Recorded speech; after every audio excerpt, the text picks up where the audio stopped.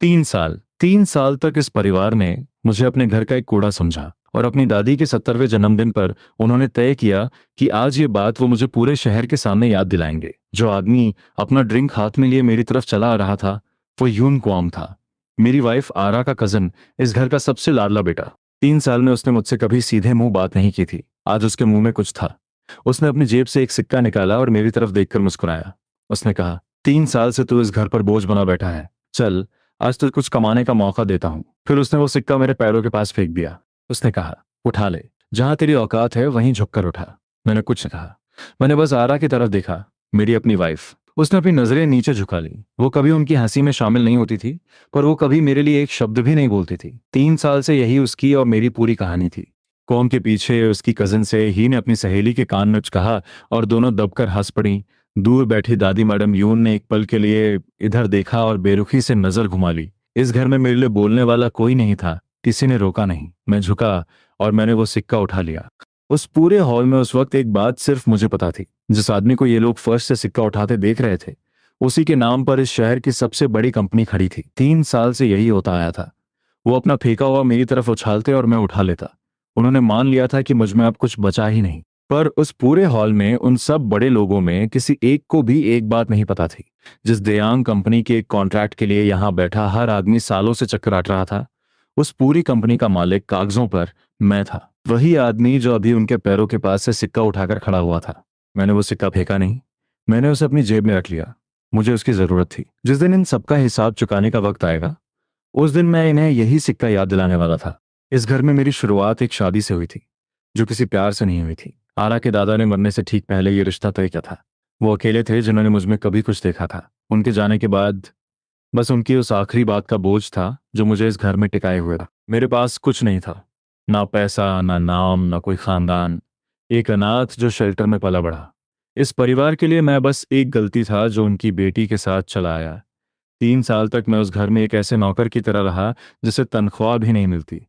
इसकी सबसे साफ तस्वीर मुझे हर रात दिखती थी। जब पूरा परिवार खाना खाकर मेज से उठ जाता, तब मैं अकेला बचा हुआ खाना खाता। 3 साल में एक बार भी किसी ने मुझे अपने साथ बैठने को नहीं कहा। और आरा, वो बाकी सबसे अलग थी, पर बस इतनी सी। वो कभी उनकी हंसी में शामिल नहीं होती थी। कभी देर रात जब कोई नहीं देख रहा होता, वो चुपचाप मेरे लिए एक प्लेट रख जाती। पर वो कभी सबके सामने मेरे लिए खड़ी नहीं हुई। 3 साल से मैं उस एक दिन का इंतजार करता रहा जब वो बोलेगी। वो दिन कभी नहीं आया। उस रात 3 साल में पहली बार मैंने इस परिवार से कुछ मांगने का फैसला किया। अपने लिए नहीं। जिस औरत ने मुझे उस शेल्टर में पाला था, ग्रैंडमा नाम, वो अस्पताल में थी, मरने के करीब। उसका इलाज सिर्फ इसलिए रुका था क्योंकि पैसे नहीं थे, और जितने पैसे चाहिए थे वो इस परिवार के एक दिन के खर्च से भी कम थे। मैं मैडम यून के सामने गया और मैंने अपना सिर झुकाया, जो मैंने 3 साल में कभी नहीं झुकाया था। मैंने कहा, मुझे जिंदगी में सिर्फ एक बार आपकी मदद चाहिए। एक औरत मर रही है और उसे बचाया जा सकता है। एक पल सब चुप रहे। फिर कौन ऐसा? उसने कहा, सुना सबने?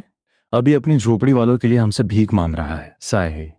वही कजन जिसे अपनी शान सबसे प्यारी थी, उसने अपना ड्रिंक घुमाते हुए कहा, इस कूड़े की शादी से हमने उम्मीद भी क्या की थी। उसके मंगेतर बेगजुन ने कहा, यह आदमी इस परिवार के नाम पर एक दाग है, और अब यह दाग हमारा पैसा मांग रहा है। मैंने किसी को जवाब नहीं दिया। मैंने बस मैडम यून की तरफ देखा, उस एक इंसान की तरफ जिसके पास उस औरत की जान बचाने की ताकत थी। उन्होंने अपना ग्लास नीचे रखा। उन्होंने मेरी आंखों में देखा तक नहीं। उन्होंने सिर्फ एक शब्द कहा, नहीं। और उस एक शब्द के साथ दूर अस्पताल में एक घड़ी की सुई तेजी से आगे खिसक गई। पर मैडम यून के लिए बात यहीं खत्म नहीं हुई। उनके लिए ये एक मौका था। उन्होंने अब आरा की तरफ देखा। पूरे शहर के सामने उन्होंने कहा, अगर पैसे की इतनी ही जरूरत है तो एक आसान रास्ता है, इस बोझ को उतार फेंक। माँ सेओक वू कब से तेरा इंतजार कर रहा है। माँ सेओक वू शहर का एक अमीर आदमी था जो कई हफ्तों से आरा के पीछे पड़ा था। उसने पहले ही इस घर में महंगे तोहफे भेजने शुरू कर दिए थे। मैडम यून की नज़र में मैं एक बोझ था, और वो एक सीढ़ी जिसके सहारे ये परिवार और ऊपर चढ़ सकता था। आरा ने सिर झुका लिया। उसने हाँ नहीं कहा, पर इस घर में उसकी ना का कोई वजन नहीं था, और ये बात वहां खड़े हर इंसान को पता थी। उसकी चुप्पी को सब अपनी जीत समझ रहे थे। मैंने कुछ नहीं कहा। मैं उस कमरे से बाहर निकल गया। जिस औरत की जान का सवाल था, वो अब भी अस्पताल में अकेली पड़ी थी, और मेरे पास उसे बचाने के लिए कुछ नहीं था अभी तक। मैं सीधे अस्पताल गया, ग्रांडमा नाम के पास। उसके कमरे के बाहर एक बूढ़ा आदमी मेरा इंतजार कर रहा था। मैंने उसे अपनी जिंदगी में पहले कभी नहीं देखा था। मुझे देखते ही उसने कमर से झुककर मुझे सलाम किया। कुछ घंटे पहले एक आदमी ने मेरे पैरों पर सिक्का फेंका था और अब एक अजनबी मेरे सामने झुका हुआ था। उसने कहा, मेरा नाम जंग है। मैं चियोन परिवार का स्टुअर्ड हूँ और बरसों से मैं आपको ढूंढ रहा हूँ। चियोन परिवार इस देश के सबसे बड़े घरानों में से एक ऐसा नाम जो आम लोगों के लिए बस खबरों में सुनने की चीज था।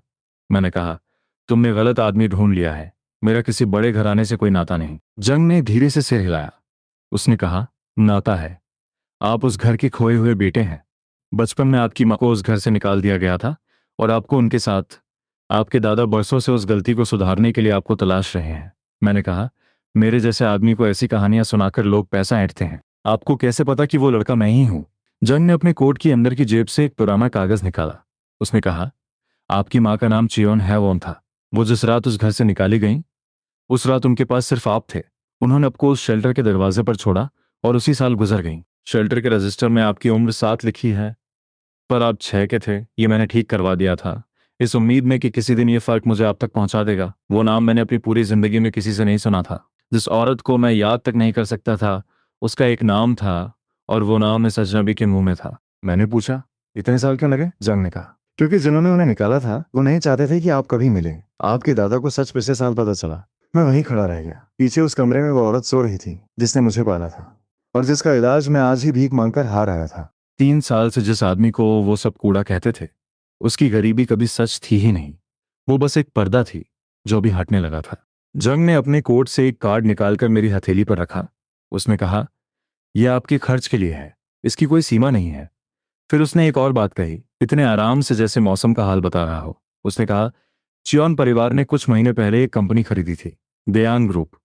इस पूरे गमजू की सबसे बड़ी कंपनी, और वो पूरी की पूरी आपके नाम कर दी गई है। आज से उसके मालिक आप हैं, दायांग।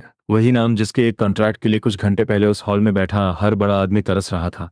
जिस परिवार ने मुझे उनके फर्श से सिक्का उठाने को कहा था, उसी शहर की सबसे बड़ी ताकत उसी वक्त चुपचाप मेरे हाथ में आ चुकी थी और मुझे इसकी खबर तक नहीं थी।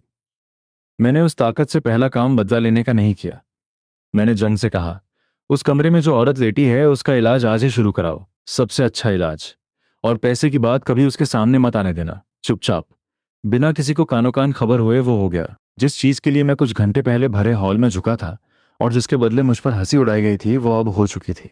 और वहीं उस अस्पताल के बाहर मैंने एक फैसला किया जिसने आगे की पूरी कहानी तय की। मैं ये ताकत अपने चेहरे पर नहीं पहनूंगा। मैं वही रहूंगा, उनका मामूली दामाद। और जो करना होगा वो मैं पर्दे के पीछे से करूंगा, दूसरों के हाथों में। क्योंकि जिस परिवार ने 3 साल तक मुझे कूड़ा माना था, उनके दिमाग में ये बात कभी आ ही नहीं सकती थी कि वो कूड़ा असल में उनके पूरे शहर का मालिक है। उनकी अपनी नफरत ही मेरा सबसे अच्छा पर्दा थी। कुछ दिन बाद मैं दयांग के दफ्तर पहुंचा, पहली बार मालिक की तरह। बाहर मुझे फिर बेगजुन मिला। मुझे वहां देखकर वो हंसा। उसने अपने दोस्तों से कहा, देखो, कूड़ा अब नौकरी की भीख मांगने यहां तक आ गया। मैंने उसे कोई जवाब नहीं दिया। मैं अंदर चला गया। ऊपर दयांग की वाइस चेयरमैन मेरा इंतजार कर रही थी, यूसेरा, एक तेज ठंडी औरत जो इस पूरी कंपनी को चलाती थी और जो अब मेरे एक इशारे पर चलती थी। मैंने उससे 2 बातें कही। पहली, मैंने कहा, नीचे एक आदमी है बेक जुन, उसे इस बिल्डिंग से बाहर करवा दो। दूसरी बात पहली से बड़ी थी। मैंने कहा, बेक परिवार के साथ दयांग के जितने भी कॉन्ट्रैक्ट हैं, आज सब खत्म कर दो। उस एक वाक्य का मतलब बेक परिवार को अगले कुछ दिनों में समझ आया। उनका पूरा कारोबार दयांग के सहारे टिका था। एक एक करके उनकी हर डील टूटती चली गई। जो लोग कल तक उनके आगे बिछे रहते थे, अचानक उनके फोन उठाना बंद कर गए। कुछ ही दिनों में उनका सब कुछ बिखरने लगा और आखिर तक उन्हें समझ नहीं आया कि ये किसने किया। जिस दामाद को बेक जुन ने भीख मांगने वाला कूड़ा कहा था, उसका नाम इस पूरी तबाही में कहीं नहीं था। बेक परिवार अभी गिर ही रहा था कि दयांग ने एक और ऐलान किया जिसने पूरे शहर को हिला दिया। मैंने यूसेरा से सिर्फ इतना कहा था, अब कुछ बड़ा सामने रखो, ऐसा जिसके पीछे इस शहर का हर बड़ा नाम खुद चलकर आए। बाकी उसने अपने हिसाब से किया। अगली सुबह वो कैमरा के सामने खड़ी थी। उसने कहा, दयांग शहर के बीचों बीच एक नया टावर बनाएगा और इस प्रोजेक्ट का हर कॉन्ट्रैक्ट खुली बिडिंग पर होगा। किसी की सिफारिश नहीं चलेगी, सिर्फ काम देखा जाएगा।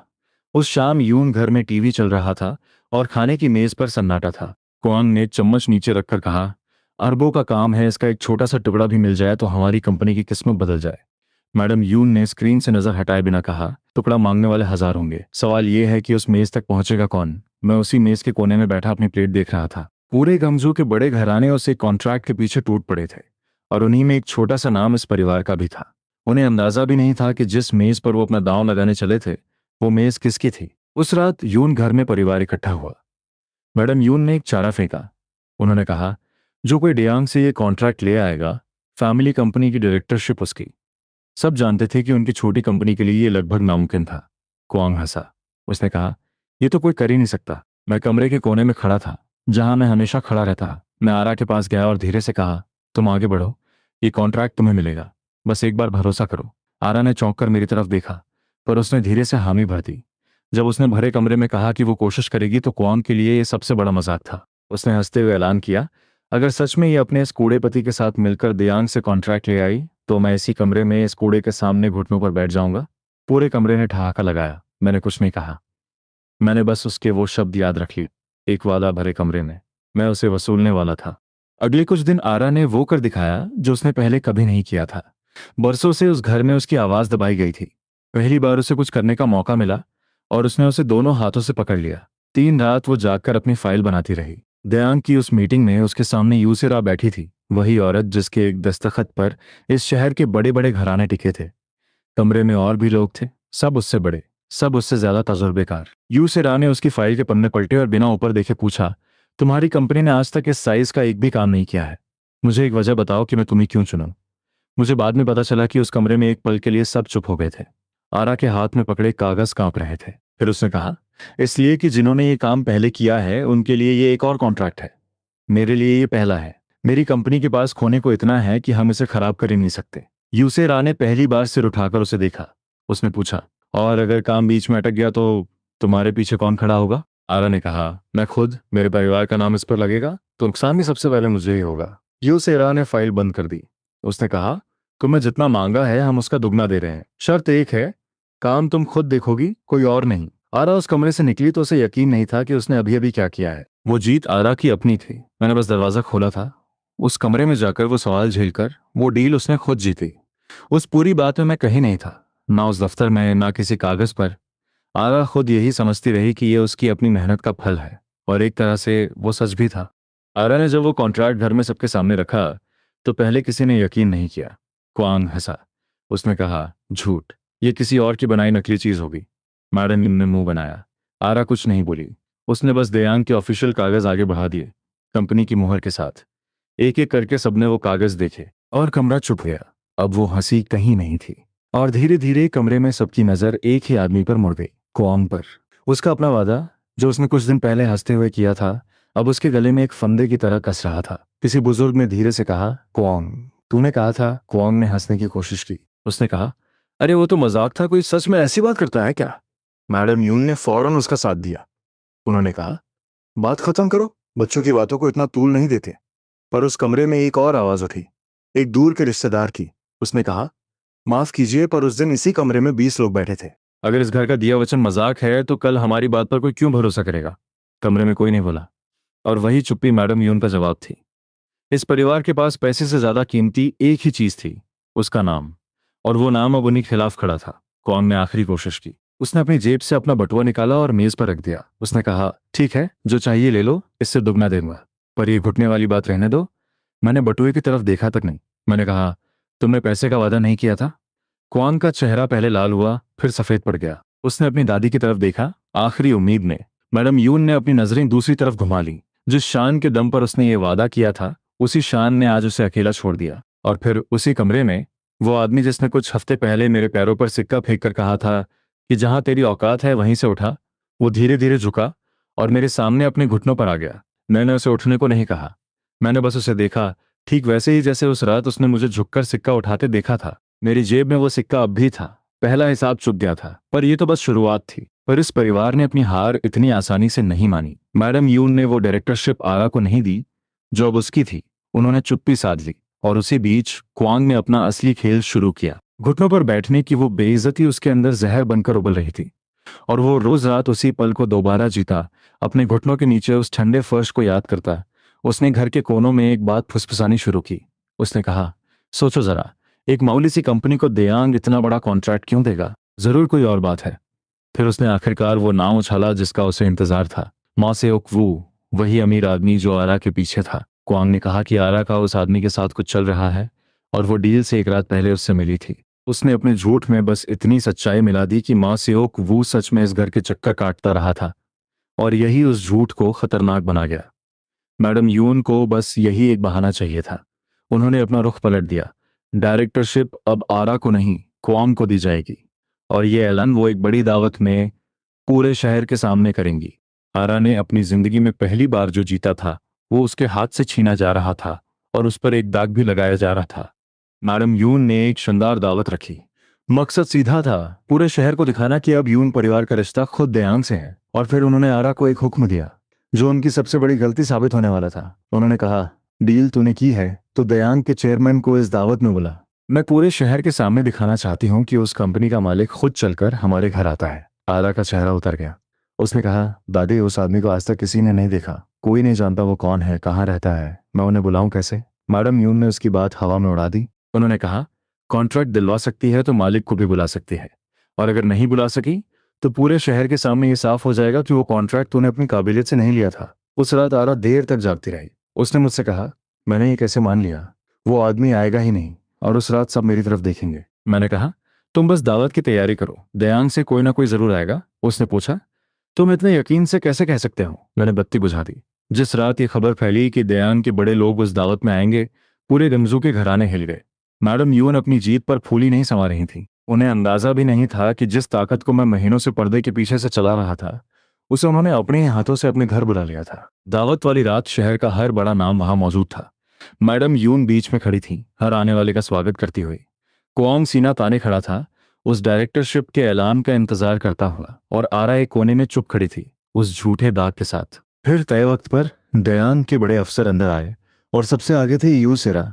मैडम यून तेजी से आगे बढ़ी, चेहरे पर एक जीती हुई मुस्कान। पर यू से रा उनके पास रुकी ही नहीं। वो उनके आगे से निकल गई और सीधे आरा के सामने जाकर खड़ी हुई। एक पल के लिए पूरा कमरा सांस रोक कर रह गया। यू ने पूरे शहर के सामने आरा का नाम लिया, इज्जत के साथ। उसने कहा, यह कॉन्ट्रैक्ट आरा ने अपनी काबिलियत से जीता है, सिर्फ अपनी मेहनत से, किसी और वजह से नहीं।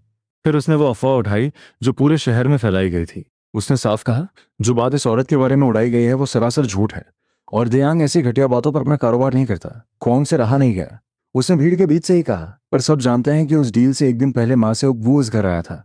यू से रा ने उसकी तरफ देखा भी नहीं। उसने कहा, उस कमरे में जो सवाल पूछे गए थे वो मैंने पूछे थे, जवाब इन्होंने अकेले दिए थे। और अगर आपको लगता है कि दयांग अरबों का काम किसी की सिफारिश पर देता है तो आप हमारे साथ कारोबार करने के लायक नहीं है। क्वांग का मुंह खुला रह गया और फिर बंद हो गया। मैडम यून ने हालात संभालने की कोशिश की। उन्होंने आगे बढ़कर कहा, ये सब घर की छोटी मोटी बातें हैं, आप लोग खाना शुरू कीजिए। किसी ने उनकी बात का जवाब नहीं दिया। शहर के जो लोग 1 घंटे पहले उनके आगे झुक रहे थे, अब सब कहीं और देख रहे थे। फिर भीड़ में से किसी ने वो सवाल पूछ ही लिया जिसके लिए ये पूरी दावत रखी गई थी। उसने कहा, और आपके चेयरमैन? सुना था वो खुद आ रहे हैं। यूसेरा ने कहा, हमारे चेयरमैन किसी दावत में नहीं आते, वो अपना काम दूसरों के जरिए करते हैं, और अगर वो कभी इस कमरे में आ भी जाएं तो आप में से कोई उन्हें पहचान नहीं पाएगा। पूरा कमरा हंस पड़ा, जैसे उसने कोई अच्छा मजाक किया हो। मैडम यून भी हंसी। मैं उसी कमरे के कोने में खड़ा था, वही पुरानी जैकेट पहने, हाथ में एक खाली गिलास लिए। किसी ने मुड़कर नहीं देखा। और फिर आरा ने वो किया जो उसने 3 साल में कभी नहीं किया था। उसने भरे कमरे में अपनी आवाज उठाई। उसने कहा, दादी, आपने सबके सामने कहा था जो दयांग से कॉन्ट्रैक्ट लाएगा डायरेक्टरशिप उसकी होगी। मैडम यून एक पल के लिए रुकी। पूरा शहर देख रहा था, इनकार करने का कोई रास्ता नहीं बचा था। उन्होंने कहा, हाँ, कहा था। उस रात आरा को वो डायरेक्टरशिप मिली, अपने ही घर में, अपनी ही शर्तों पर, और वो पहली बार अपने पैरों पर खड़ी दिखी। मैंने अपना खाली गिलास मेज पर रखा और बाहर निकल आया। किसी ने मुझे जाते हुए नहीं देखा। 3 हफ्ते बाद एक सुबह मेरा फोन बजा, और उस आवाज में इतनी घबराहट थी कि मुझे लगा किसी की जान चली गई। फोन करने वाली थी बॉखी, यारा की अपनी माँ, मेरी सास। इस घर की बाकी हर औरत की तरह वो भी स्टेटस को अपनी जान से ज्यादा चाहती थी। बस उनके पास वो स्टेटस खरीदने का अपना पैसा कभी नहीं था। 3 साल में उन्होंने भी मुझसे कभी नरमी से बात नहीं की थी। जब भी घर में कोई मेहमान आता, वो सबसे पहले मुझसे रसोई का काम करवाती, और सबसे बाद में मेरा नाम लेती। अगर लेती भी, मुझे बाद में पूरी बात पता चली। कुछ महीने पहले एक चिकना सा एजेंट उनकी एक किटी पार्टी में आया था, हाथ में एक चार्ट लिए, हर महीने डबल पैसे का वादा करते हुए। पहले महीने उसने असली मुनाफा भी दिया, थोड़ा सा, बस इतना कि बौखी का यकीन पक्का हो जाए। फिर उन्होंने घर की बची खुची जमा पूंजी उसमें डाल दी, फिर अपने कुछ गहने बेचकर भी उतनी ही रकम और जोड़ दी, बिना आरा के पिता को बताए, बिना किसी को बताए। किसी को शक होता उससे पहले वो कंपनी एक रात में अपने दरवाजे बंद करके गायब हो चुकी थी। जब मैं वहां पहुंचा, बंद दफ्तर के बाहर सैकड़ों लोगों की भीड़ लगी थी। एक बूढ़ा आदमी शीशे के दरवाजे पर मुक्का मारते हुए चिल्ला रहा था, मेरी बेटी की शादी का सारा पैसा इसी में था, मुझे मेरा पैसा दो। उसके बगल में एक जवान लड़का अपनी माँ को संभाल रहा था, जो जमीन पर बैठकर रो रही थी। बस यही कहती जा रही थी, हमने अपना घर तक गिरवी रख दिया था। बोखी खुद भी उस भीड़ में एक अजीब सी बेचैनी में इधर उधर देख रही थी, जैसे उन्हें डर हो कि कोई पहचान ना ले। उन्होंने अपना दुपट्टा मुंह पर और खींच लिया। उस अमीर घराने की बहू, जो कभी बाजार तक पैदल नहीं गई थी, आज एक टूटी हुई कंपनी के बाहर एक आम भिखारी की तरह खड़ी थी। उनका गुस्सा मुझ पर इतना बरस रहा था जैसे मुझ पर चिल्लाकर वो खुद इस भीड़ का हिस्सा होने से इनकार कर सकती हूँ। बोखी ने मुझे देखते ही मेरी बाह पकड़ी और मुझे उसी भीड़ में धकेल दिया। उन्होंने कहा, यहाँ लाइन में खड़ा हो और गिड़गिड़ा, शायद तेरी ये फटी शक्ल देखकर किसी को तरस आ जाए और वो अपना नंबर आगे कर दे। मैंने कहा, यह पैसा वापस मिलना मुश्किल है अगर कंपनी सच में भाग चुकी है। उन्होंने मेरी बात बीच में ही काट दी। उन्होंने कहा, तुझसे किसी ने राय नहीं मांगी, तो सिर्फ खड़ा रहे और चुप रहे, यही तेरे काम का है। भीड़ में एक औरत ने बौखी को पहचान लिया, कोई पुरानी जान पहचान वाली। उसने कहा, अरे बौखी जी, आप भी यहाँ? आपका भी पैसा फंसा क्या? बौखी ने जल्दी से मुंह फेर लिया। उन्होंने कहा, नहीं नहीं, मैं तो बस किसी और के लिए आई हूँ, अपने दामाद के साथ। और उन्होंने मुझे और आगे धकेल दिया, जैसे मुझे दिखाकर वो अपनी बात को सच साबित कर सकती हूँ। अपनी ही गलती से डूबा पैसा और भीख मांगने की बारी अब मेरी थी। मैंने उनकी तरफ देखा तक नहीं, मैंने बस अपनी जेब में हाथ डाला, वहां रखे उस पुराने सिक्के तक, और चुपचाप उस लाइन में खड़ा हो गया, जबकि मेरे अपने बैंक खाते में उस पूरी भीड़ की डूबी रकम का 1000 गुना पड़ा था। लाइन में खड़े खड़े मेरा फोन बजा। आरा थी, उसकी आवाज कांप रही थी। उसने कहा, माँ ने अभी फोन पर बताया हमारा सब कुछ डूब गया। ये सच है क्या? मैंने कहा, चिंता मत करो, मैं यहाँ हूँ, तुम दफ्तर में रुको, मैं देख लूंगा। उसने धीरे से कहा, तुम वहां अकेले क्यों झेल रहे हो? ये तो माँ की अपनी गलती है, तुम्हारी नहीं। मैंने कोई जवाब नहीं दिया। 3 साल से यही तो मेरा काम था, दूसरों की गलतियां चुपचाप झेलना। पर आरा का वो एक फिक्रमंद फोन कॉल, वो उतना कम नहीं था जितना बाकी इस पूरे घर से मुझे कभी मिला था। फोन रखते ही बौखी फिर मेरी तरफ मुड़ी। उन्होंने कहा, किससे बात कर रहा था? मुंह क्यों लटका है? यहाँ मुंह लटकाने का वक्त नहीं है। मैं चुप रहा। उनके लिए हर वो पल जिसमें मैं उनके काबू में नहीं था एक शिकायत बन जाता था। घंटों लाइन में लगे रहने के बाद भी कुछ हाथ नहीं आया। दफ्तर के अंदर से एक कर्मचारी निकला और ऐलान किया कि आज कोई रिफंड नहीं मिलेगा। दफ्तर की सारी फाइलें पुलिस ने जब्त कर ली हैं, सब वापस चले जाएं। भीड़ में हंगामा मच गया। कुछ लोग दरवाजा पीटने लगे, कुछ वहीं जमीन पर बैठ गए, जैसे उनके पैरों में अब चलने का दम ही ना बचा हो। बोखी का सब्र टूट गया। उन्होंने मुझे एक तरफ खींचकर कहा, तुझसे कुछ नहीं होगा, 3 साल से देख रही हूं, तो सिर्फ लाइन में खड़े होने के काम का है। घर में कोई एक असली मर्द होता तो अब तक कुछ कर चुका होता। उन्होंने अपना फोन निकाला और एक नंबर मिलाया। जवाब आते ही उनकी आवाज बदल गई, अचानक मीठी और गिड़गिड़ाती हुई। फोन उस लीटे हूं को था, शहर के एक बड़े घराने का इकलौता बेटा, जो महीनों से आरा के आगे पीछे घूम रहा था और जिसे बोखी अपने लिए सबसे ऊंची सीढ़ी मानती थी। उन्होंने कहा, तेहूं बेटा, हमें तुम्हारी मदद चाहिए। हमारा सारा पैसा डूब गया है और इस घर में कोई मर्द इस काबिल नहीं कि कुछ कर सके। सिर्फ तुम ही हो जिस पर मुझे भरोसा है। फोन के उस पार तय हून ने फौरन कहा, आंटी आप बिल्कुल फिक्र मत कीजिए, मैं अभी आता हूँ। इतने बड़े शहर में कोई भी कंपनी मुझसे पंगा लेने की हिम्मत नहीं कर सकती। उधर शहर के दूसरे कोने में अपने ऑफिस में बैठे तय हूं के लिए ये कॉल किसी तोहफे से कम नहीं थी। कुछ हफ्ते पहले उसने आरा को एक महंगे रेस्टोरेंट में डिनर का न्योता भेजा था, जिसे उसने बड़ी शराफत से लौटा दिया था। उसे लगता था पैसे से हर दरवाजा खुल जाता है, और अब आरा की अपनी माँ उसे बुला रही थी हीरो बनने का न्योता लिए। उसके एक दोस्त ने मजाक में टोका, भाई ये तो बीच में पड़ने वाली बात है, क्यों फंस रहा है? तैहू ने हंसते हुए जवाब दिया, तुझे नहीं पता ऐसे मौके रोज नहीं आते, आज आरा की नजरों में हीरो बनने का दिन है। उसने अपने ड्राइवर से फौरन गाड़ी निकालने को कहा, मैं आज ही आरा के परिवार के लिए ये पैसा वापस दिलाऊंगा और वो देखेगी मैं किस चीज का बना हूं। फोन रखते ही मैं धीरे से बोखी से कहा, इतनी बड़ी रकम जिस कंपनी ने डुबाई है उसके पीछे कोई मामूली आदमी नहीं हो सकता। किसी नए आदमी को इसमें मत घसीटिए, ये सुरक्षित नहीं है। उन्होंने एक कड़वी हंसी दी। उन्होंने कहा, तू मुझे बता रहा है कि क्या सुरक्षित है और क्या नहीं? तू जिसके पास खाने तक के पैसे नहीं, तू चुपचाप एक तरफ खड़ा रहे और अपनी औकात याद रख।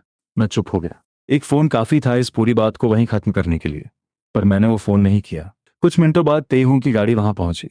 वो गाड़ी से उतरा, अपने महंगे जूतों की परवाह किए बिना उस भीड़ में घुसा और सीधा बोखी के पास आया। उसने कहा, आंटी आप बिल्कुल चिंता मत कीजिए, ये मेरे ऊपर छोड़ दीजिए। बोखी का चेहरा खिल उठा। उन्होंने मेरी तरफ देखे बिना कहा, देखा, यही होता है असली मदद, ना कि सिर्फ चुपचाप खड़े रहना। उस भीड़ से निकलते हुए जब वो दोनों आगे आगे चल रहे थे, मैंने चुपचाप एक नंबर मिलाया। अपनी वाइस चेयरमैन यूसेरा को। मैंने धीरे से कहा, एक इन्वेस्टमेंट कंपनी है, नाम और पता मैं भेज रहा हूँ, पता करो इसके पीछे कौन है। उसका जवाब उसी शाम आया। उसने कहा, वो कंपनी सिर्फ एक मुखौटा है, उसके पीछे कौन चैंग सू है, इस शहर की अंडरवर्ल्ड का मालिक। हमारे अपने कुछ ठेकेदार भी उसे हर महीने पैसा भेजते हैं। मेरी सलाह यही है कि आप इस मामले से दूर रहें। मैंने फोन जेब में रख लिया।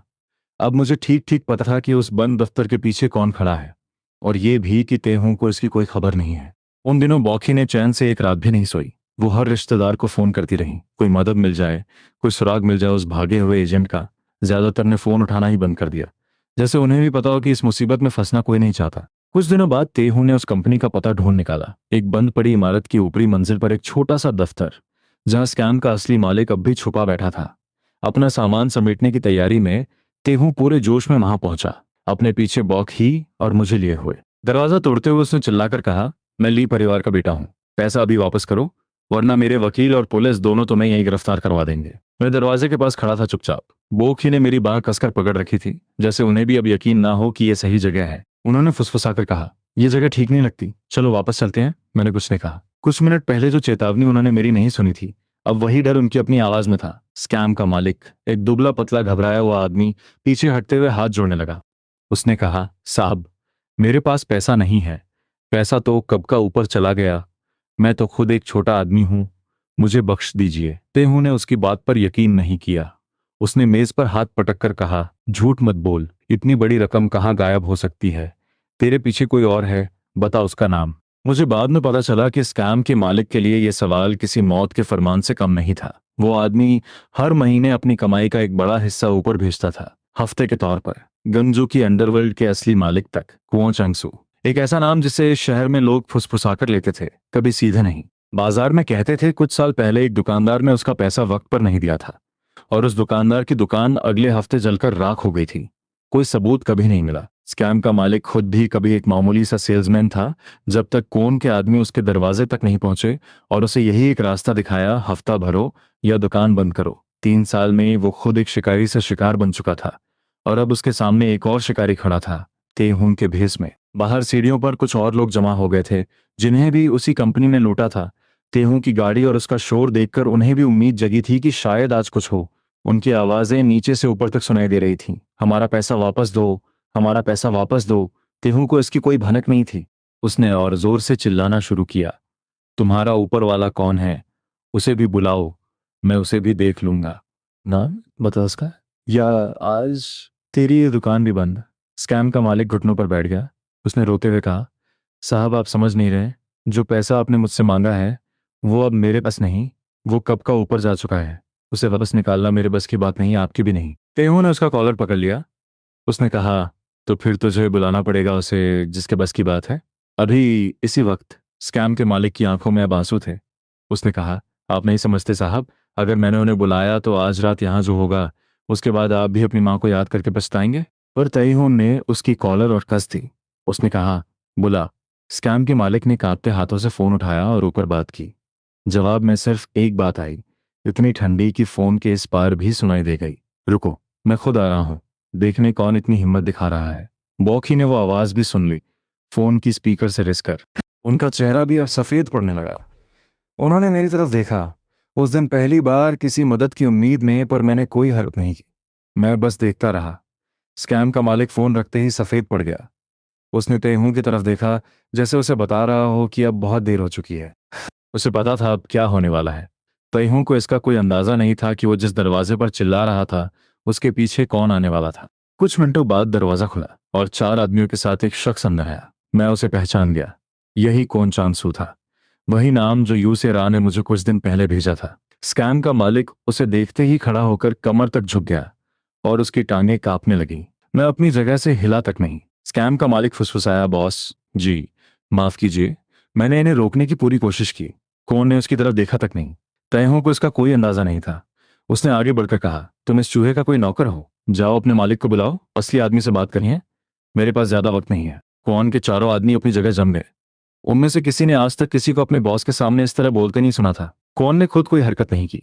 उसने बस अपनी उंगलियां चटकाई, इतनी धीमी आवाज में कि कमरे का सन्नाटा और गहरा हो गया। उसने आखिर मुंह खोला। उसने कहा, नौकर, तूने मुझे नौकर कहा। तेहू ने अब भी कुछ भापा नहीं। उसने कहा, तो और क्या हो तुम? यहाँ भाड़े के गुंडों से घिरे बैठे।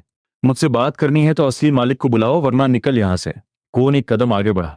उसने पूछा, तुझे पता भी है इस शहर में कितने लोग मेरा नाम सुनते ही अपनी जुबान संभाल लेते हैं? पेहू ने हंसते हुए कहा, मुझे किसी गली के गुंडे के नाम से डरने की जरूरत नहीं। मेरा नाम ली है, समझे? तुम्हारे जैसे 10 लोग एक फोन कॉल में खत्म हो सकते हैं। कौन के एक आदमी ने आगे बढ़कर धीरे से कहा, बॉस, ये लड़का सच में नहीं जानता, शायद इसे समझाकर भेज दें। कौन ने उस आदमी की तरफ देखा, इतनी ठंडी नजर से कि वो भी चुप हो गया। उसने कहा, नहीं, जो मेरे मुंह पर मुझे नौकर कहे उसे समझाया नहीं जाता, सिखाया जाता है। कमरे में एक सेकंड की चुप्पी छाई और फिर कौन हंसा, एक ठंडी खतरनाक हंसी। उसके इशारे पर उसके 2 आदमियों ने तायहों को पकड़ लिया और एक थप्पड़ जड़ दिया, इतनी जोर से कि वो लड़खड़ाकर गिर गया। कुछ पल पहले जो लड़का पुलिस और वकीलों की धमकी दे रहा था, वो अब जमीन पर घुटनों के बल गिड़गिड़ा रहा था। उसने कहा, माफ कीजिए, मुझे नहीं पता था आप कौन है। मुझे जाने दीजिए, मैं फिर कभी यहाँ नहीं आऊंगा। मैं अपने पिता से भी नहीं कहूंगा। कौन ने उसकी तरफ देखते हुए कहा, अब बोलने में जबान लड़खड़ा रही है, अभी थोड़ी देर पहले तो बड़े शेर बने घूम रहे थे। उसने कहा, इतनी आसानी से नहीं। किसी को सबक याद रहे, इसके लिए थोड़ी तकलीफ जरूरी होती है। बौख ही चीख पड़ी और पीछे हटने लगी, पर एक आदमी ने पहले ही उनका बाल पकड़कर उनका चेहरा ऊपर उठा लिया था। उन्होंने रोते हुए कहा, मुझे छोड़ दो, मेरा इसमें कोई दोष नहीं, मैं तो सिर्फ अपना पैसा मांगने आई थी। उस आदमी ने अपने दूसरे हाथ में एक चाकू निकाला और उसकी नोक उनके गाल के पास ले गई। उसने कोम की तरफ देखकर पूछा, इस बुढ़िया का क्या करूं बॉस? पीछे खड़े एक और आदमी ने हंसते हुए कहा, या फिर एक कान ले लें ताकि याद रहे। कौन ने कंधे उचकाए, जैसे इसमें कोई बड़ी बात ना हो। उसने कहा, एक छोटा सा निशान बना दो ताकि अगली बार कोई गलत जगह चिल्लाने से पहले सोचे। मैं अब तक कोने में चुपचाप खड़ा सब देख रहा था। 3 साल तक मैंने इसी औरत की हर बेइज्जती चुपचाप सही थी, हर ताना, हर धक्का। पर जिस पल वो चाकू उनके गाल को छूने ही हुआ था, मैं रुका नहीं। आरा की माँ थी वो, चाहे जितनी भी नफरत उन्होंने मुझसे की हो। मैंने आगे बढ़कर उस आदमी की कलाई पकड़ ली, ठीक उसी पल जब चाकू की नोक उनकी त्वचा से 1 इंच दूर थी, और उसे रोक दिया। वो आदमी अपना हाथ छुड़ाने की कोशिश करता रहा, पर मेरी पकड़ ढीली नहीं पड़ी। चाकू उसकी उंगलियों से छूटकर फर्श पर गिरा, एक धातु की आवाज के साथ, जो उस पूरे सन्नाटे में बहुत तेज लगी। 1 सेकंड के लिए मैंने हिसाब लगाया, 4 आदमी, एक चाकू, और मेरे पीछे उस कमरे में कोई सुरक्षा नहीं।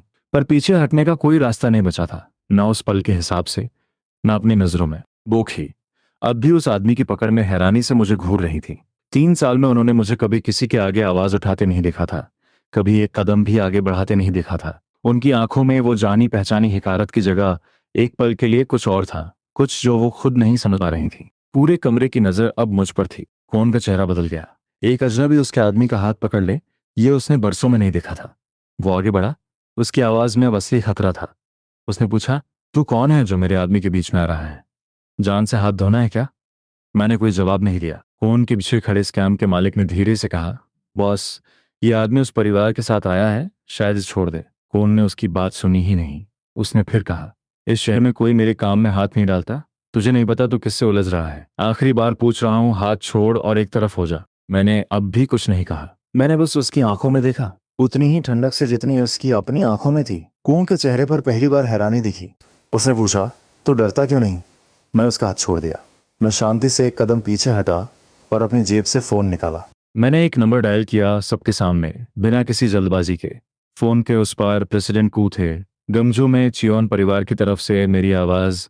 वो आदमी जिसे मैंने महीनों पहले इसी शहर में मेरी जगह बात करने के लिए रखा था, जिस काम के लिए मैं खुद न चेहरा नहीं दिखा सकता था, वो काम कू के जरिए होता था। उस वक्त वो एक बड़े बिजनेस डिनर के बीच में थे, हाथ में वाइन का गिलास लिए मुस्कुराते हुए।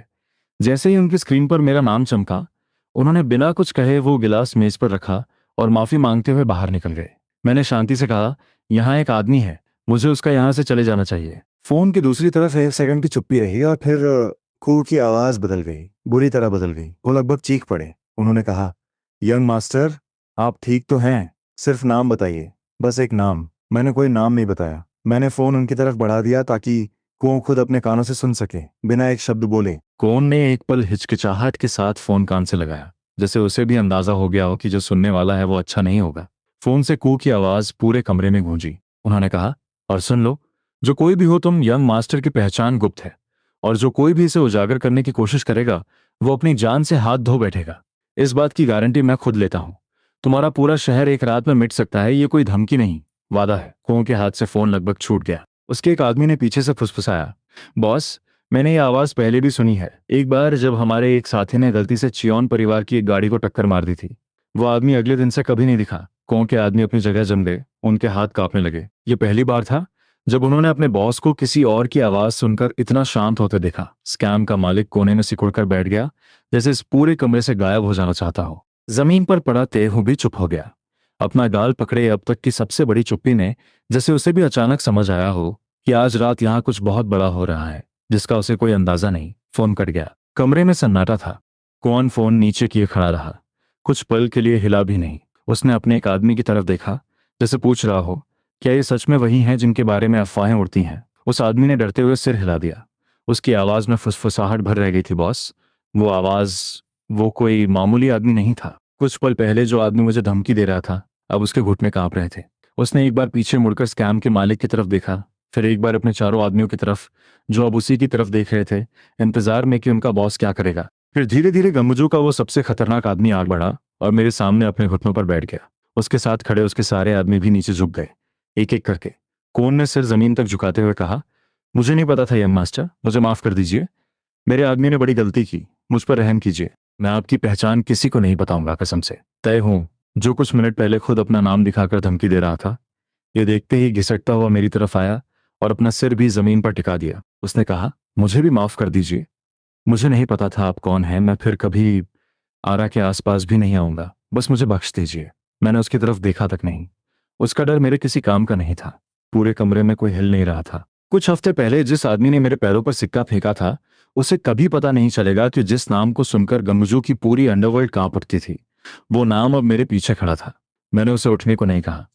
मैंने बस उसे देखा, ठीक वैसे ही जैसे कुछ महीने पहले कौम को देखा था, जब वो मेरे सामने झुका था। मैंने कहा, मुझे तुमसे कोई दुश्मनी नहीं, मुझे बस एक बात चाहिए। कौन ने सिर उठाए बिना कहा, हुक्म कीजिए यंग मास्टर, जो कहेंगे वो होगा। मैंने कहा, इस औरत का, वो जिसे तुम्हारे आदमी ने बाल पकड़कर पकड़ा था, उसका पूरा डूबा हुआ पैसा आज वापस मिलना चाहिए, ब्याज के साथ। कौन ने पीछे मुड़कर उस आदमी को घूरा जिसने चाकू निकाला था।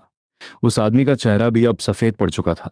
वो पीछे हटते हटते दरवाजे तक पहुंच गया, जैसे कमरे से गायब हो जाना चाहता हो। कौन ने कहा, इसका हिसाब मैं अलग से करूंगा। और उसकी आवाज में इतनी ठंडक थी कि उस आदमी के पैर वहीं जम गए। कौन ने फिर मेरी तरफ कहा, आज ही यंग मास्टर, पाई पाई वापस मिलेगी और हमारी तरफ से माफी का एक हिस्सा भी। मैंने कहा, और एक बात, तुम्हारे इस दफ्तर से आज के बाद कोई गरीब आदमी अपनी जमा पूंजी लेकर वापस नहीं जाएगा खाली हाथ, जब तक मैं ना कहूं। और आज से जब भी मुझे इस शहर में कोई काम पड़े जो मैं खुद नहीं कर सकता, वो काम तुम करोगे, बिना सवाल किए। कौन ने तुरंत सिर हिला दिया, इतनी तेजी से जैसे किसी और जवाब की गुंजाइश ही ना हो। उसने कहा, यह मेरा सौभाग्य होगा यंग मास्टर। कुछ ही घंटों में बोखी के हाथ में उतना पैसा था जितना उन्होंने उबाया था, और उससे भी ज्यादा। वो अपने हाथ में वो नोटों का बंडल पकड़े खड़ी रही, समझ ही नहीं पा रही थी कि ये चमत्कार कैसे हुआ।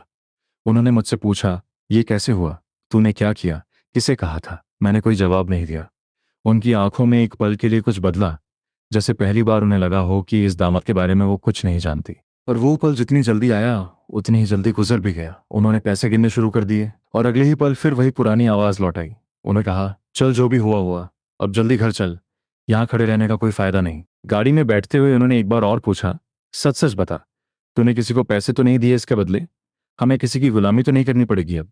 मैंने कहा, नहीं, कुछ नहीं देना पड़ा। यह आधा सच था। मुझे कुछ नहीं देना पड़ा, क्योंकि जो कुछ भी उस गंगजू में हिला वो पहले से ही मेरा अपना था। उन्हें ये कभी पता नहीं चलेगा कि जिस दामाद को उन्होंने आज सुबह भीख मांगने भेजा था, उसी के एक इशारे पर शहर का सबसे खतरनाक आदमी जमीन पर बैठा था। और उसी दिन से गंगजू की पूरी अंडरवर्ल्ड बिना जाने मेरे लिए काम करने लगी थी। जैसे ही बाकी लाइन में खड़े लोगों को पता चला कि किसी को उसका पूरा पैसा वापस मिल गया है, वो सब मेरी तरफ दौड़े। भीड़ में से आवाजें उठने लगी, हमारा भी दिलवा दो, हमें भी बचा लो। उन्हीं चेहरों में कुछ वो थे जो बरसों से मुझे इसी शहर की गलियों में कूड़ा कहकर हंसते रहते, कभी दुकान पर, कभी सड़क पर, कभी उस सब्जी वाले के आगे जो मुझे उधार तक नहीं देता था, क्योंकि यून परिवार का दामाद होकर भी मेरे पास पैसे नहीं होते। एक जवान औरत, अजनबी, जिसे मैंने पहले कभी नहीं देखा था, उसने मेरा हाथ पकड़ लिया। उसने रोते हुए कहा, भाई साहब, हमारे बच्चों की स्कूल फीस उसी में डूब गई है, कुछ तो कीजिए। उसकी आंखों में कोई पुरानी नफरत नहीं थी, सिर्फ बेबसी थी। उसके पीछे खड़े एक बूढ़े दंपति ने भी हाथ जोड़ लिए। उनकी पूरी रिटायरमेंट की जमा पूंजी उसी कंपनी में गई थी। मैंने चुपचाप कौन को इशारा किया और उसने बिना कुछ पूछे सिर हिला दिया। उस औरत का पैसा और उस जैसे कुछ और अनजान चेहरों का पैसा अगले दिन उनके दरवाजों तक चुपचाप पहुंचा दिया गया, बिना किसी नाम के। कौन ने अपने आदमियों को हुक्म दिया, इनके नाम और पते लिखो, चुपचाप पहुंचाना, बिना किसी रसीद के, और मेरा या इनका नाम कहीं नहीं आना चाहिए। उन्हीं में वो बूढ़ा आदमी भी था जो पहले दिन शीशे के दरवाजे पर मुक्का मारते हुए चिल्ला रहा था, अपनी बेटी की शादी का पैसा मांगते हुए। अगली सुबह जब उसके दरवाजे पर पूरी रकम पहुंची, बिना किसी नाम की चिट्ठी के, उसने पड़ोसियों को बुला बुलाकर बताया कि जरूर किसी फरिश्ते ने यह काम किया है। मुझे बाद में पता चला कि उसने उस पैसे से अपनी बेटी की शादी वक्त पर करवा दी, और हर साल उस दिन एक ताज जलाता है उस अनजान फरिश्ते के नाम, जिसका असली नाम वो कभी नहीं जान पाया। पर उन्हीं कुछ चेहरे वो भी थे जो मुझे पहचानते थे, जो मेरा मजाक उड़ा चुके थे। मैंने कौन की तरफ देखा और सिर हिला दिया। ना मैंने कहा, इन चेहरों के लिए मेरा नाम इस्तेमाल मत करना। इन्होंने बरसों मुझसे मुंह फेरा है, आज ये मुझसे मदद की उम्मीद नहीं कर सकते। पीछे जमीन पर पड़ा ताए हूं, अब भी कांप रहा था, हाथ जोड़े हुए।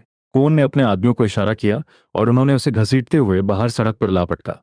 उसी वक्त दूसरी तरफ यून घर में मैडम यून अपनी शाम की चाय पी रही थी, इस बात से बेखबर कि उनकी अपनी समधन इस वक्त शहर के सबसे खतरनाक आदमी के सामने खड़ी उसका शुक्रिया अदा कर रही हैं। आरा ने घर फोन करके पूछा था कि माँ अब तक लौटी क्यों नहीं, और मदम यून ने बस इतना कहा था, आने दो, फिजूल की भाग दौड़ के अलावा उस औरत को आता ही क्या है। 2 मिनट में जो होना था वो हो गया। कुछ घूंसे, एक टूटा हुआ नाक और टेऊ रोता हुआ खून से लथपथ सड़क पर पड़ा रह गया, अपने बड़े नाम की सारी धौंस समेटे हुए। कुछ राहगीरों ने रुककर तस्वीरें भी खींची, और अगले दिन तक आधा गंगजू जानता था कि ली परिवार का बेटा किसी गली में पिटा पड़ा मिला। बस किसी को ये नहीं पता चला क्यों। घर लौटते हुए बोक ही ने बार बार पूछा, तूने ये कैसे करवाया, किसे फोन किया था, मुझे सच बता। मैंने कहा, बस एक पुराने क्लासमेट को जिसका इस शहर में थोड़ा नाम है। बोक ही को इतना यकीन नहीं था, पर पैसा वापस मिल गया था और इस वक्त उन्हें बस यही चाहिए था। उन्होंने मेरी तरफ देखा और कहा, जो आज उस दफ्तर में हुआ वो थप्पड़ वाली बात किसी को मत बताना, समझा। पूरे घर में मेरी इज्जत का सवाल है। अगर किसी को पता चला कि मुझे बाल पकड़कर धमकाया गया था तो मैं मुंह दिखाने लायक नहीं रहूंगी। मैंने सिर हिला दिया। मुझे इसमें कोई एतराज नहीं था। एक झूठ पहले से ही इस पूरी बात को ढके हुए था, एक और झूठ उसमें जुड़ जाना कोई नई बात नहीं थी। उस रात मैंने गाड़ी घर से पहले ही मुड़ ली। बोक ही को उनके दरवाजे पर छोड़कर मैं शहर के दूसरे कोने में उस अस्पताल चला गया जहां ग्रामा नाम पिछले कई महीनों से थी, वो अब ठीक थी। जिस इलाज के लिए मैंने भरे हॉल में सिर झुकाया था और जिसके बदले मुझ पर हंसी उड़ाई गई थी, वो इलाज महीनों पहले चुपचाप शुरू हो चुका था। उन्हें आज तक नहीं पता कि पैसा कहाँ से आया। जंग ने सब कुछ इस तरह से किया कि उन तक कोई कागज नहीं पहुंचा। मुझे देखते ही उन्होंने मेरा हाथ पकड़ लिया। उन्होंने कहा, तू इतना दुबला क्यों हो गया है, वो लोग तुझे ठीक से खाना देते हैं या नहीं। मैंने कहा, देते हैं। उन्होंने मेरी जैकेट की फटी सिलाई देखी और नाराज हुई। उन्होंने कहा, 3 साल हो गए, एक नई जैकेट नहीं ले सकता, उतार, मैं अभी सी देती हूँ। मैं चुपचाप बैठ गया और उन्होंने वो पुरानी जैकेट सी दी, उन्हीं कांपते हाथों से। उस पूरे शहर में उस वक्त शायद ही कोई ऐसा आदमी था जो मेरा एक फोन आने पर सब कुछ छोड़कर भागा ना आता। एक आदमी उस दिन मेरे सामने घुटनों पर बैठा था जिससे पूरा गंजू कांपता था, और यहाँ इस कमरे में एक बूढ़ी औरत मुझे डांट रही थी कि मैं खाना ठीक से नहीं खाता। उन्होंने पूछा, तेरी ससुराल वाले तुझसे अच्छे से पेश आते हैं ना। मैंने कहा, हाँ। उन्होंने मेरी तरफ देखा, उस तरह जैसे सिर्फ वही देख सकती थी। उन्होंने कहा, झूठ मत बोल, मुझे सब पता है, पर कोई बात नहीं, तू लौटकर मेरे पास आ जाना जब थक जाए। मेरे पास इस शहर की सबसे बड़ी कंपनी थी, एक कार्ड जिसकी कोई सीमा नहीं थी, और एक शहर जो मेरे इशारे पर चलता था, और उस पूरी ताकत से मैं इस औरत को वो एक चीज नहीं लौटा सकता था जो उसने मुझे बिना कुछ मांगे दी थी। कुछ हफ्ते बाद आरा ने मुझे एक खबर दी जिसने उसे बरसों बाद पहली बार सच में खुश देखा। उसकी बचपन की दोस्त सौंगदायो सोल से गंगजू शिफ्ट हो रही थी और देयांग में ही एक नई नौकरी ज्वाइन कर रही थी। आरा ने कहा, हम स्कूल के बाद से नहीं मिले, सोचो कितने साल हुए। वो अकेली थी जो मुझे कभी सिर्फ यून परिवार की बेटी नहीं, अपनी दोस्त मानती थी। आरा ने मुझे बताया कि स्कूल में जब बाकी सब उसे सिर्फ उसके घर के नाम से जानती थी, द यून ही एक थी जो उसके साथ बैठकर खाना खाती, बिना ये पूछे कि उसके परिवार की हैसियत क्या है। शादी के बाद जब इस घर ने आरा को भी कोने में धकेल दिया था, दायून के फोन कॉल ही थे जो उसे याद दिलाते रहे कि वो सिर्फ इस घर की बहू नहीं है। दायून एक बड़े घराने की बेटी थी, इतनी अमीर कि उसे किसी नौकरी की जरूरत ही नहीं थी। मुझे बात कुछ अजीब लगी। ऐसी लड़की बिना किसी वजह के ठीक उसी कंपनी में नौकरी क्यों लेगी जो चुपचाप मेरी है। मैंने अपनी वाइस चेयरमैन यूसेरा को फोन किया और कहा, एक नई लड़की ज्वाइन कर रही है सॉन्गडायो, उस पर एक नजर रखो, चुपचाप उसकी हर मुलाकात, हर फोन कॉल मुझे बताते रहो। मुझे बाद में पता चला कि आरा जो नहीं जानती थी वो ये कि दा यून यहाँ किसी पुरानी दोस्ती के लिए नहीं आई थी, उसका परिवार महीनों से एक अफवाह के पीछे था कि इस शहर में कोई गुमनाम आदमी है, कोई बड़े घराने का खोया हुआ वारिस, जो पर्दे के पीछे से यहाँ की सबसे बड़ी कंपनी चला रहा है। 3 शहरों में जासूस लगाए जा चुके थे और अब उसके पिता ने दा यून को खुद यहाँ भेज दिया था, एक साफ हुक्म के साथ, या तो वो आदमी मिले या फिर घर वापस मत आना। दा यून को यहाँ भेजा ही इसलिए गया था कि वो उस आदमी को ढूंढ निकाले और उसके परिवार से रिश्ता जोड़ दे। यूसेरा ने अगले दिन मुझे बताया कि दायून ने ऑफिस में ज्वाइन करते ही सबसे पहला सवाल यही पूछा था, चेयरमैन खुद कब दिखते हैं, कोई मीटिंग में आते हैं क्या? किसी और नई भर्ती को कंपनी के मालिक में इतनी दिलचस्पी नहीं होती। उस रात आरा मेरे बगल में लेटी अब भी उतनी ही खुश जितनी सुबह से थी। उसने कहा, तुम्हें नहीं लगता हमें उसके लिए कुछ खास करना चाहिए? वो अकेली इतनी दूर आ रही है। मैंने पूछा, तुम्हें उस पर पूरा भरोसा है ना? उसने हैरानी से मेरी तरफ देखा। उसने कहा, क्यों नहीं होगा, वो मेरी सबसे पुरानी दोस्त है। इस दुनिया में जिन गिने चुने लोगों पर मैं आंख बंद करके भरोसा करती हूँ, वो उनमें से एक है। तुम ऐसा क्यों पूछ रहे हो? मैंने कहा, कुछ नहीं, बस ऐसे ही। मैंने अपने मन की बात उसे नहीं बताई कि जिस औरत पर वो आंख बंद करके भरोसा कर रही थी, वो शहर में मेरा नाम ढूंढने आई थी। कुछ चीजें अभी उसे बताना ठीक नहीं था। आरा ने मुझसे कहा, उसका यहाँ कोई जानने वाला नहीं, चलो हम उसके स्वागत में एक डिनर रखते हैं, बस हम तीनों, जैसे पुराने दिनों में होता था। मैंने कहा, ठीक है, जो भी तुम चाहो। आरा की आंखें चमक थी। उसने अगले कुछ दिन उस डिनर की तैयारी में लगा दिए। कौन सी जगह बुक करनी है, क्या पहनना है, यहाँ तक कि दा यून को पसंद आने वाला खाना भी याद करने की कोशिश करती रही। मैंने उसे बरसों बाद इतना बेफिक्र देखा और उस एक पल के लिए मैं भी भूल गया कि इस पूरी शाम के पीछे कितनी परतें छुपी थी। मुझे आरा को एक बात दिखानी थी कि उसका पति हर बार सिर्फ खड़ा रहने वाला आदमी नहीं है। मैंने चुपचाप कॉन्ग को फोन किया और शहर के सबसे बड़े रेस्टोरेंट में सबसे ऊपर वाला प्राइवेट रूम बुक करवा दिया। आरा को बताया देना, बस उसे चौंकाने के लिए। जिस दिन दा यूं का प्लेन उतरना था, मुझे नहीं पता था कि मैडम यून को भी उसकी खबर मिल चुकी थी। एक अमीर घराने की अकेली बेटी गमजू में नहीं, ये उनके लिए एक और सीढ़ी थी। उन्होंने अपने भतीजे क्वांग को बुलाकर हुक्म दिया, एयरपोर्ट पर पहुंचकर पहले उस लड़की को घेर लो, इससे पहले कोई और पहुंचे। उसे किसी तरह इस परिवार से बांध दो, तुझसे या तेरे किसी दोस्त से। कुआन को ये मौका किसी तोहफे से कम नहीं लगा। उसने कहा, दादी आप देखिएगा, ये लड़की महीने भर में इस घर की बहू कर रहेगी।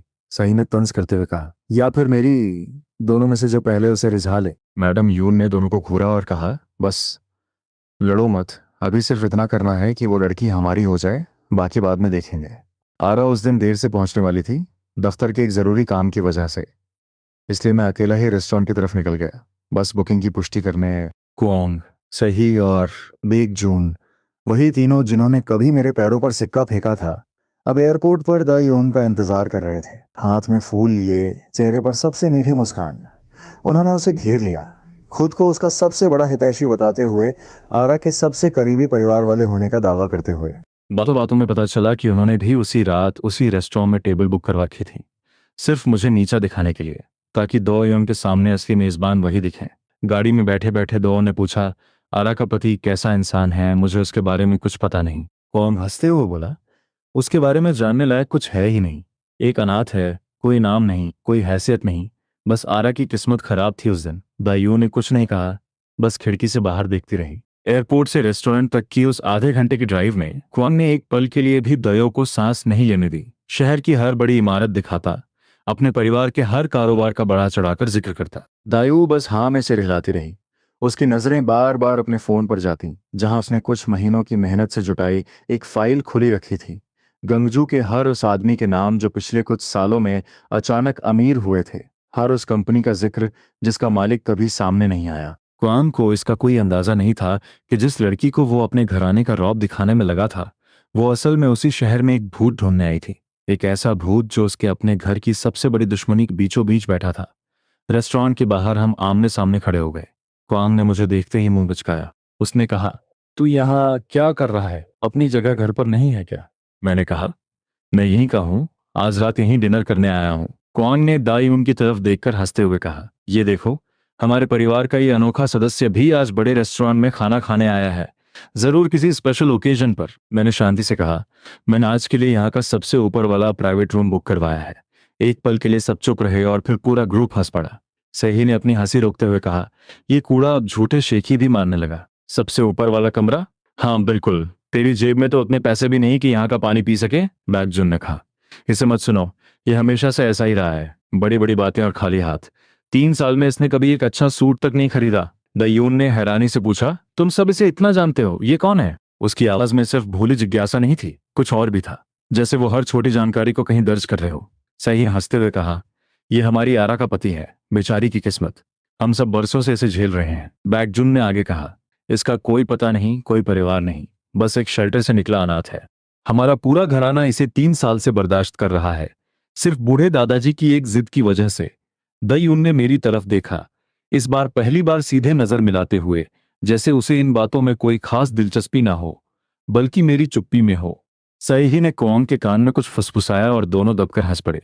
वही पुरानी हंसी जो मैंने बरसों पहले उस पहली रात भी सुनी थी, जब एक सिक्का मेरे पैरों पर फेंका गया था। कुआंग ने मेरी तरफ एक कदम बढ़ाया और कहा, चल अब निकल यहां से, इससे पहले कि हम तुझे शर्मिंदा करें दयून के सामने। जा वेटर से पूछ ले कि असली बुकिंग किसके नाम है। मैंने वेटर की तरफ इशारा किया और कहा, पूछ लो। कुआंग हंसते हुए वेटर के पास गया, यकीन से भरा हुआ।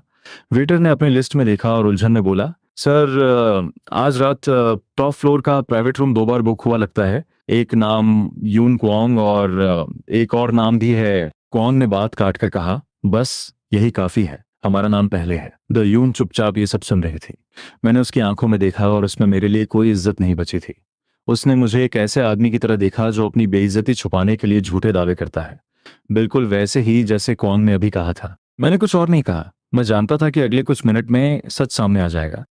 अंदर उसी टॉप रूम में वो सब मेज पर बैठे दावत उड़ा रहे थे, वही रूम जो मैंने बुक करवाया था। कुआंग ने वेटर से बुकिंग की स्लिप मांगी और उस पर अपना नाम लिख दिया, हंसते हुए, जैसे कोई बड़ा तमाशा जीत लिया हो। हर एक घूंट के साथ वो मेरी तरफ इशारा करता। देखो कैसे एक घोड़ा अपनी औकात से बड़ा सपना लेता है। बेचारा सोचता है ये उसका रूम था। कुआंग ने अपना गिलास दा यून की तरफ बढ़ाया, अपनी हर बात में खुद को उसका सबसे करीबी दिखाने की कोशिश करता हुआ। उसने हल्के से मुस्कुराते हुए कहा, मुझे शराब पसंद नहीं, पर शुक्रिया। दौन चुपचाप एक कोने में बैठी थी, असहज, कभी कभी मेरी तरफ देखती, जैसे समझने की कोशिश कर रही हो कि मैं वहां चुपचाप खड़ा क्यों हूं, इतना अपमान सहकर भी क्यों नहीं जाता। मैं दरवाजे के पास खड़ा था, बस देख रहा था। तभी दरवाजा जोर से खुला, इतनी जोर से कि दीवार तक हिल गई। एक भारी भरकम आदमी अंदर आया, कौन का सबसे भरोसेमंद आदमी, वही जो उसके सबसे गंदे काम संभालता था। उसकी आंखों में गुस्सा साफ दिख रहा था। उसने पूछा, इस रूम में कौन घुसा जो मिस्टर डोजन के लिए बुक था। उसके पीछे खड़े रेस्टोरेंट के मैनेजर का चेहरा उड़ चुका था।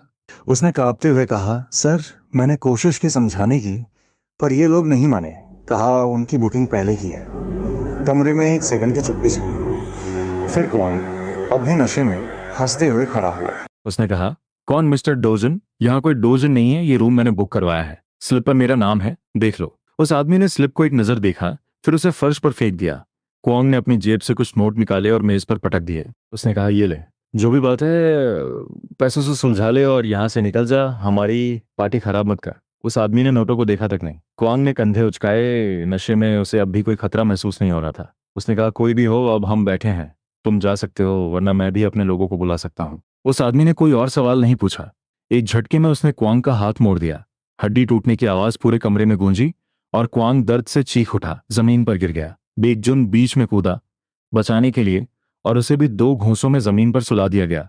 उसका गिलास हाथ से छूटकर फर्श पर टूट गया। सही डर के मारे चीखती हुई पीछे भागी, पर एक हाथ ने उसका गाल पकड़कर हल्का सा चीरा लगा दिया, बस इतना कि वो याद रहे। पूरा कमरा चीखों से भर गया। दयों डरकर मेरे पीछे आ खड़ी हुई। मैंने धीरे से कहा, कोई तुम्हें हाथ नहीं लगाएगा। फिर वो आदमी मेरी तरफ मुड़ा। उसने कहा, तू भी इसी झुंड में है, तुझे भी सबक चाहिए। उसने अपना हाथ उठाया। मैंने उस हाथ को बीच में ही पकड़ लिया और एक झटके में उसे नीचे गिरा दिया। फिर मैंने अपनी जेब से फोन निकाला और कुआंग को कॉल किया। मैंने बस इतना कहा, तुम्हारा आदमी मेरे कमरे में मुझ पर हाथ उठा रहा है। कुछ ही मिनटों में कुआंग खुद वहां पहुंचा। हफ्ता हुआ उसके पीछे 2 और आदमी। उसने अपने आदमी को एक लात मारकर जमीन पर गिरा दिया। उसने चीख कर कहा, तुझे पता नहीं था ये किसका रूम है? ये मिस्टर डोजिन का रूम है, और तूने उन पर हाथ उठाने की हिम्मत की। तेरी जगह अब कहीं और होगी। फिर कौन मेरी तरफ मुड़ा, झुका और उसने कमरे में मौजूद हर आदमी को हुक्म दिया, नीचे बैठो और सिर झुकाओ अभी, इससे पहले कि मेरा गुस्सा किसी की जान ले ले। कुआंग टूटे हाथ के साथ कांपता हुआ, बेकजुन जमीन पर पड़ा हुआ, से ही अपना गाल पकड़े रोती हुई, सब एक एक करके नीचे झुके मेरे सामने, ठीक उसी तरह जैसे कौन खुद कभी झुका था। कुछ ही हफ्तों पहले जिस कमरे में एक खतरनाक अपराधी मेरे सामने घुटनों पर था, आज उसी तरह मेरी अपनी ससुराल फर्श पर थी और उन्हें पता तक नहीं था कि ये दोनों घटनाएं एक ही हाथ से चलाई गई थीं। क्वांग ने कांपती आवाज में कहा, मुझे माफ कर दो, मुझे नहीं पता था। उसकी आवाज में वही गिड़गिड़ाहट थी जो कभी मेरी अपनी आवाज में हुआ करती थी जब मैं उनके सामने खड़ा होता था। देख चुन अभी भी फर्श पर पड़ा अपने टूटे होंठ से बुदबुदाया, हमें नहीं पता था, हम बस थोड़ा मजाक कर रहे थे, इतना बड़ा गुनाह नहीं किया हमने। सही अपना गाल पकड़े सिर्फ रोती रही, कोई शब्द नहीं निकला उसके मुंह से। मैंने कमरे में एक नजर घुमाई और कहा, आज रात यहाँ सिर्फ एक मेहमान है, दयो, बाकी कोई मेरा दोस्त नहीं। दयो का मुंह हल्का सा खुला रह गया और उसने अपनी नजरें फर्श पर झुका ली। कुछ मिनट पहले जिस आदमी को उसने एक झूठा शेखीबाज समझा था वो रूम सच में उसी का था, पर उसकी आंखों में अब भी एक बात साफ थी, उसने मुझे एक खतरनाक गुप्त ताकत वाला आदमी मान लिया था, इस ख्याल से बहुत दूर कि मैं वही खोया हुआ वारिस हो सकता हूँ जिसे उसका पूरा परिवार 3 शहरों में ढूंढ रहा था। बाकी शाम बहुत सीधी थी। कुंवर अपने आदमियों को लेकर निकल गया, कमरा साफ हुआ और थोड़ी देर बाद आरा दफ्तर से सीधी वहां पहुंची। उससे किसी ने कुछ नहीं कहा, दयून ने बस इतना बताया कि कुछ लोग गलत कमरे में आ गए थे। उस रात तीनों ने वही डिनर किया जिसके लिए ये सब शुरू हुआ था और आरा बरसों बाद खुलकर हंसती रही। बाहर निकलते हुए दरवाजे पर एक पल रुककर दाओ ने पीछे मुड़कर मेरी तरफ देखा। उसने इतना ही पूछा, तुम असल में हो कौन? मैंने कोई जवाब नहीं दिया, मैं बस मुस्कुराया, वही मामूली थका हुआ मुस्कान जो मैं 3 साल से इस्तेमाल करता आया था। उस रात के बाद वो मुझे एक अलग नजर से देखने लगी, पर जो सवाल उसने पूछा था उसका जवाब अभी बहुत दूर था और मैं उसे देने की कोई जल्दी में नहीं था। उस रात रेस्टोरेंट से निकलते हुए वो परिवार आखिरी पल तक भी उस दामाद को उस रूम के असली मालिक से नहीं जोड़ पाया। उनके लिए मैं आज भी वही कूड़ा था, बस अब उनके अपने घुटने जमीन पर टिके हुए थे। मैं जब बाहर सड़क पर आया तो एक जानी पहचानी आवाज तेजी से मेरी तरफ आई, प्रेसिडेंट कू, वही आदमी जिसकी आवाज ने कुछ हफ्ते पहले कोन के दफ्तर का पूरा कमरा हिला दिया था। मुझे पता चला कि वो शहर के सबसे बड़े होटल ग्रैंड अरामार के प्रेसिडेंट भी थे, एक बड़ा आदमी जिसके सामने बड़े बड़े लोग झुकते थे। मुझे देखते ही कू रुके और उन्होंने अपना सिर झुका दिया। उन्होंने कहा, आपको आज यहाँ देखकर हमें बहुत सम्मान मिला यंग मास्टर, कोई भी हुक्म हो, हमारा पूरा होटल आपके लिए हाजिर है। वो मेरे सामने झुके हुए थे, उसी रेस्टोरेंट के बाहर जहां से कुछ ही कदम दूर वो परिवार अब भी अपनी टूटी हुई शान समेट रहा था, पर वो इतनी दूर थे कि देख नहीं सकते थे। घर लौटते हुए मैंने अपनी जेब में हाथ डाला, वो सिक्का अब भी वही था, वही सिक्का जो उस पहली रात क्वांग ने मेरे पैरों पर फेंका था। 3 साल तक उन्होंने अपनी नफरत मुझ पर उछाली थी और उस नफरत ने मेरा कुछ नहीं बिगाड़ा। उसने बस एक एक टुकड़ा जुड़कर वो हथियार बना दिया जिसने एक दिन उन्हीं को घुटनों पर ला दिया। वो कभी नहीं जानेंगे, जिस आदमी को वो अपने मुंह पर कूड़ा कहते रहे, उसी का नाम उस ऊंचे दरवाजे पर लिखा था जिसके नीचे खड़े होकर वो अपनी शान का तमाशा करते थे। मैंने वो सिक्का एक बार अपनी हथेली में घुमाया और उसे वापस अपनी जेब में रख लिया। अभी बहुत सारा हिसाब बाकी था।